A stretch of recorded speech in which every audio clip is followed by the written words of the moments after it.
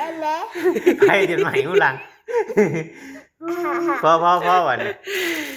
เป่าวันเกิดตัวเองพี่น้องเลยบ่มีไผมา